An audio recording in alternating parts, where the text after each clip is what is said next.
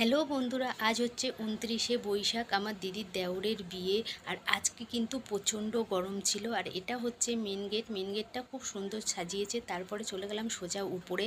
আর এটা বিয়ের মণ্ডপ। বিয়ের মণ্ডপটাও খুব সুন্দর সাজিয়েছে। আর বিয়ে কিন্তু হয়ে গেছে, এখন নতুন বউ আর বর ছবি তুলছে। তারপরে সোজা চলে গেলাম ফুচকা খেতে, কিন্তু প্রচণ্ড গরম ছিল বলে ফুচকা আর খেলাম না। নিয়ে নিলাম ঠান্ডা ঠান্ডা আম পান্না শরবত। আম পান্না শরবতটা খেতে খুব টেস্টি হয়েছিল।